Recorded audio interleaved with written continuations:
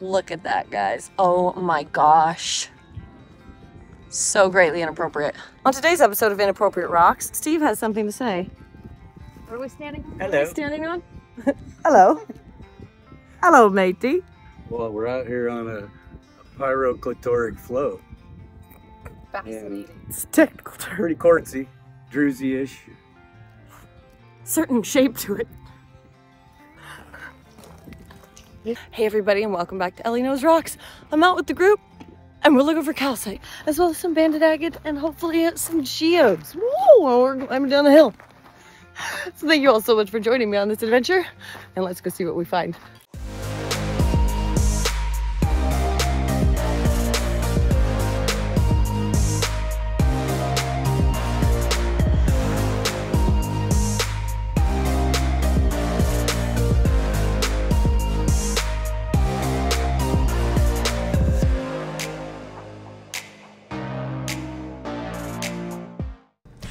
And we're off. We're taking the side-by-side out into the hills of Lake Havasu to look for calcite and, hopefully later on, some agates and geodes. Thank you, Steve, for the excellent video. Look at all those vehicles out here in Havasu.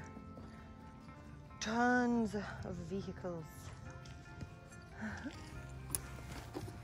Now, for any reason, if you've ever wondered what a bunch of rockhounds in the desert looks like, this is it. It's like flies at the dump. And so whenever you see 100 butts bent over a bunch of rocks, you're probably looking at a bunch of rockhounds that are just looking for silly minerals. This is a pretty easy spot to look for calcite. They're beautiful crystals, and all you have to do is rake through this rhyolitic rock, and the calcite crystals just kind of pop out. They're nothing too special, but they are a lot of fun to find. We might like it. Are you finding stuff in it? Yes. Good job. We're about to go to the second spot in order to look for geodes and banded agate and hopefully some inappropriate rocks. And the next spot that we're going to was only 1.5 miles away. However, to get to this easy spot required a 4-wheel drive. This spot is very cool. There is a tremendous amount of material, and it's all just lying all over the ground. And so once you find one piece, people want to see what you're looking at. They want you to explain it, which is not a problem. I absolutely love doing that. And so I kept picking up pieces and handing them to people so that they knew what to look for. And then, of course, more and more people gathered, and it kept happening over and over again, all in the same spot.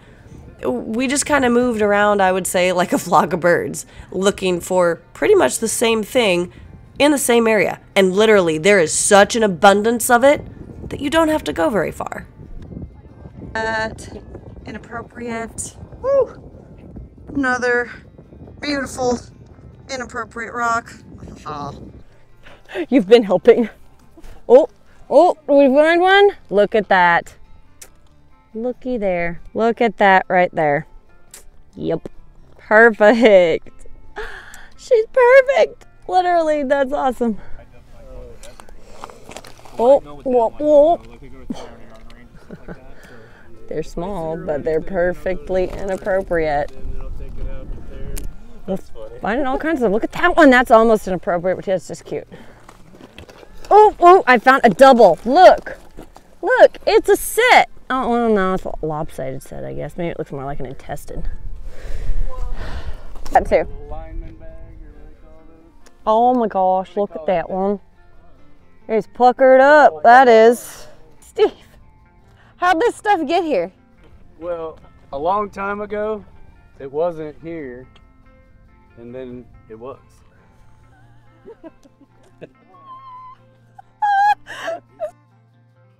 That's why he's the president of our rock club. That's why Steve is the president. Steve knows, because it's a song.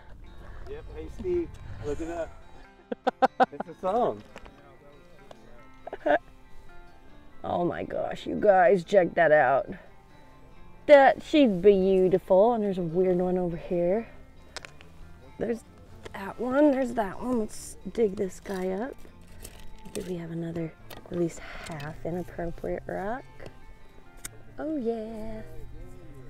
That's cool. Look at that little perfect little rose. Oh, the back's even better, I think. Awesome, that's a good one. Inappropriate rocks.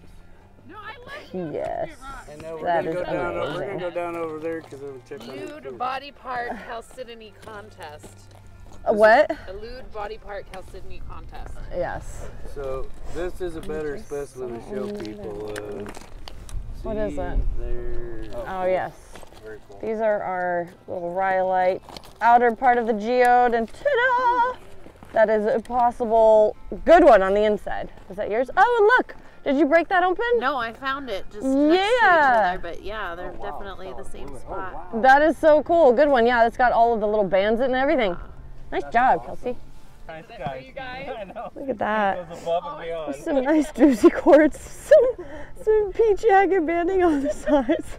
Everybody's having way too much fun over here. Oh, did you find something good? Oh.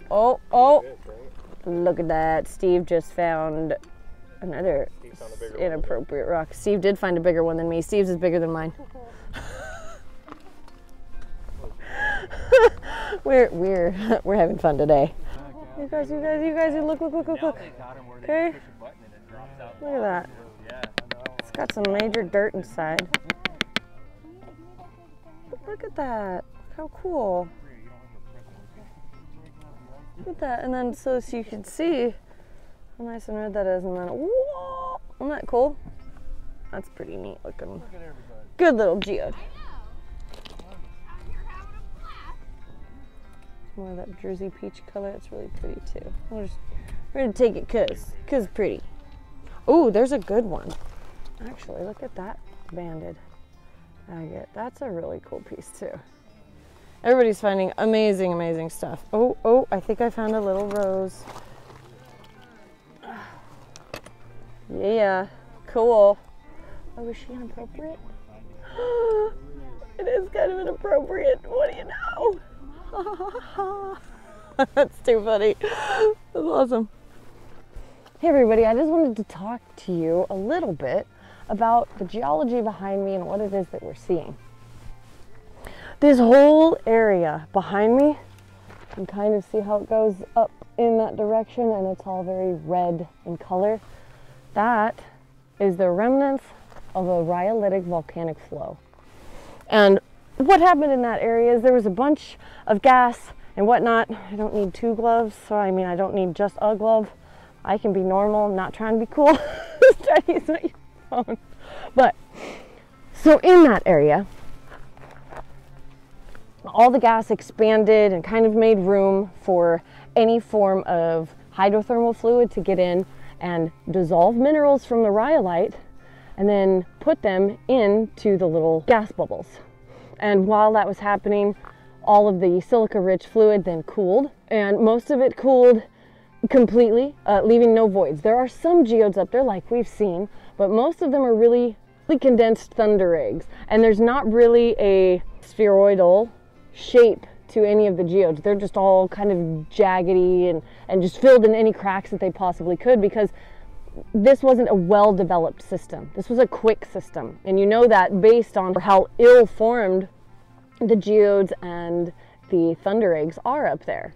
However, there were multiple events of fluid influx, of silica-rich fluid, because that's how you get the bands. Each one of those bands is almost counting each event like a tree ring, like you would count a tree ring. So you can count the events of fluid influx. And some of them will have a lot of oxygen, which will create a really white band through it. So you get like the white water lines. You'll get a little bit of opal that gets in there. Some of it is just straight chalcedony, which is the same thing as agate. It's microcrystalline quartz. The only thing that differentiates an agate from chalcedony is basically one event of microcrystalline quartz, whereas an agate is going to be 1, 2, 3, 4, up to 7 or more different events to create each one of the bands that are going to be in the agates that we find. And then you get coloration. So you get the peach and the pink. And that's going to be from that silica-rich hot fluid dissolving the minerals in the country rock and then putting them at an elemental level within that microcrystalline quartz that's creating all of those colored lines in the agate and even the colors that are inside the thunder eggs and geodes. Now that peach and the pink is going to come from iron manganese that's in the system. And then you're going to get the redder or very rusted burnt color. That's going to be just straight iron. Then if you get black or any of your kind of grayish bands through it, that's going to be just from magnesium. And sometimes you'll get a couple of little flecks of iron in there too, but not too many.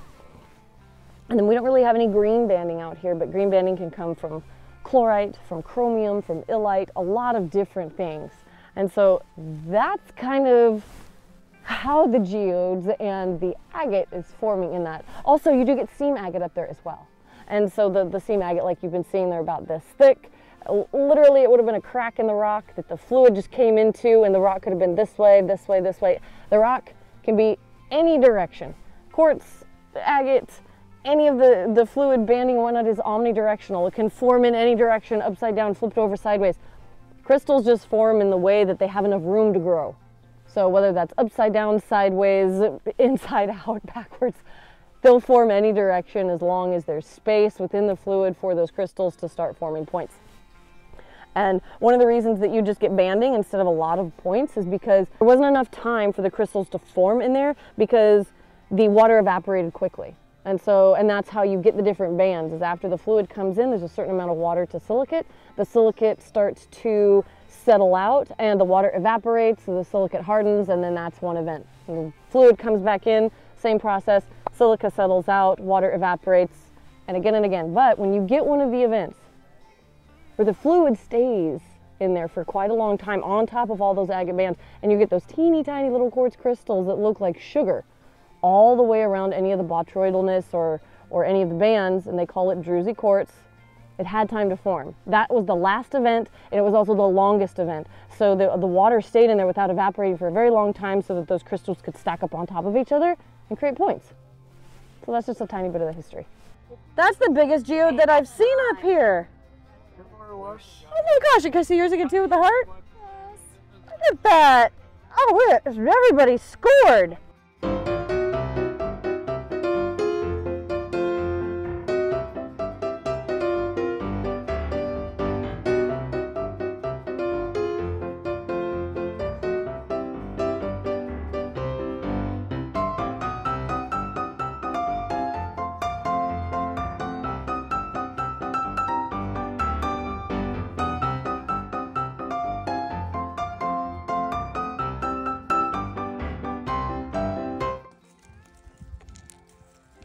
What did you say? Is that a double? Is there such a thing?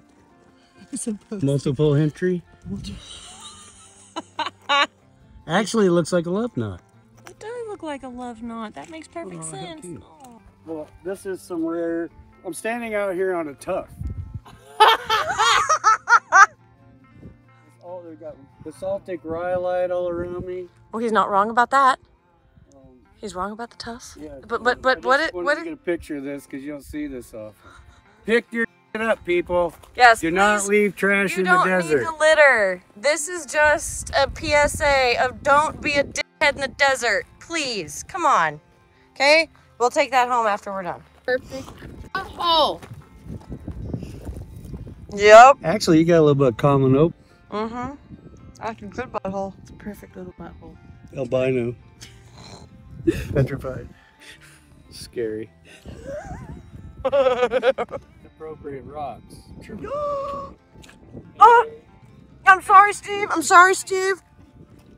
Oh my gosh. Is it? Oh, look. It's a heart. Aww. Or the theme of the day. Or something else, maybe. It could be a chode and a really big sack. It could. Those are my favorite ones to find. We're being creative, yeah. Mine's been that shape.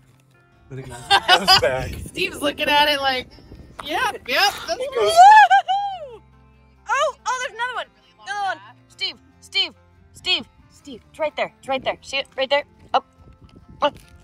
Down. That. Yeah. Flip it over. So what is it? Nothing. Oh, it's got a bunch of... See, it's got stuff on it. That one needs medicine. It does need medicine. How is classification done for a AAA grade butthole? Right. Does it need to be smooth? Clean, symmetrical, spokes aligned.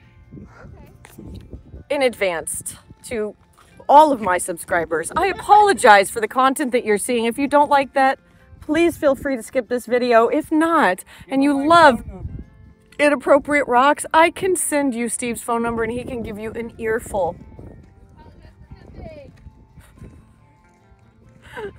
You guys know I love all of you. If you like the content that you see here today, please subscribe. Share this video with other like-minded individuals. It's all in fun, people. It's all. This is all for rocks and what we do. That's right. Because we're having a blast out here today. This is just. You heard it. You heard it here first. That is another inappropriate shaped rocks. Please don't block me or get rid of my channel or not follow the fun. I love you guys all so much. This is what you would see like on a field mouse. This is a petrified field mouse butthole. Oh, this is the petrified field mouse butthole. Almost gave your rock away. Oh my gosh. You guys.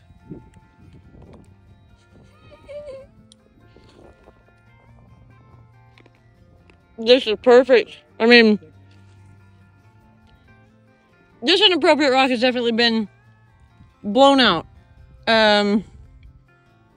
Well used. Or retired. If you see it, you see it. If you don't, I'm sorry. Oh my gosh, you guys, that is a beautiful Inappropriate Rock. Look at her. That's right. And I got handfuls of them. Okay. Oops. That's just a bonus. That's just, she was just hanging out. Oh, there's more. Oh my gosh, I'm freaking out. These are great. And Druzy. Thank you guys so much for joining me on this adventure, and I'll see you on the next one.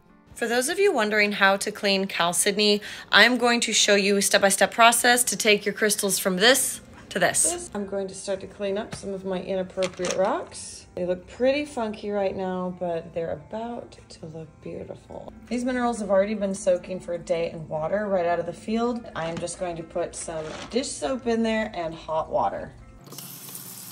Are you helping? Yeah. Okay. Now that they've soaked in hot water, I'm just going to use a toothbrush to start to clean them up.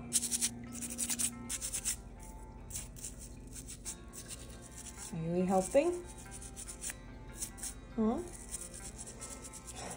Can I have it back, please?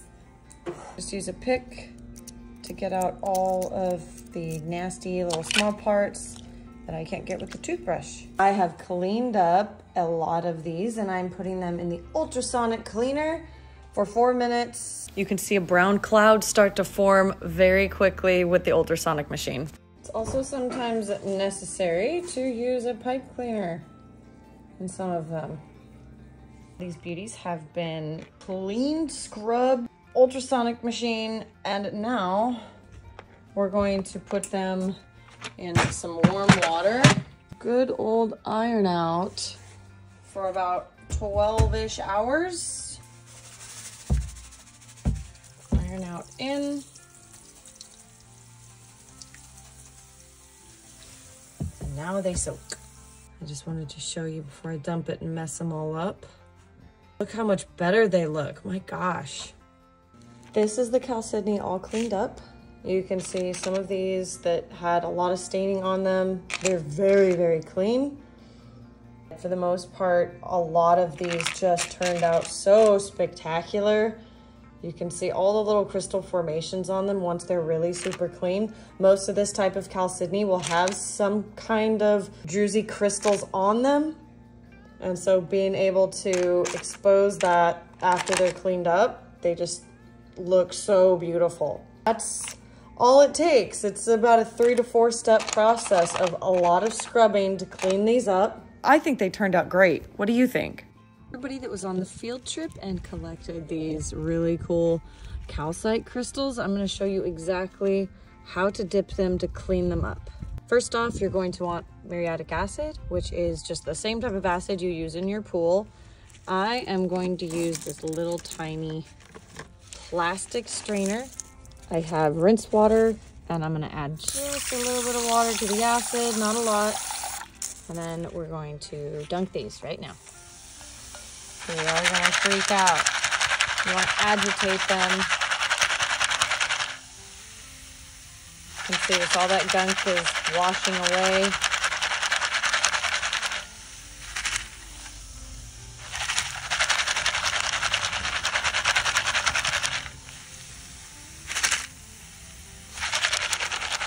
Now these are made of calcite, so if you leave them in here too long, the entire crystal will dissolve.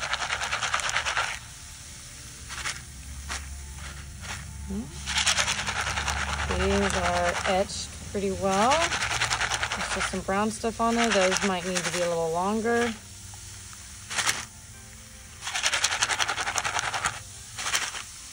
And then we're just going to put them in water. Shake them up a little bit. We're just neutralizing the acid. And then there are crystals. Isn't that cool? Now the ones with the thicker amount of caliche that's on the outside, you can dip those a little bit longer. But you can see, for the most part, they clean up really pretty. See, this one even has secondary crystal growth on it. Just for the hell of it, we're gonna do a second dip on these crystals just to see if we can get rid of some of the brown and etch them a little more. Again, I'm using a plastic strainer. If you use a metal strainer, your metal strainer will eventually just deteriorate because the acid will eat the metal. Now I'd say those got a little bit more clean from when we put them in. Not everything's always perfect, but they look pretty good. And some of them are quite clear. So that's how you clean them up. Just a quick tip. Don't lick rocks.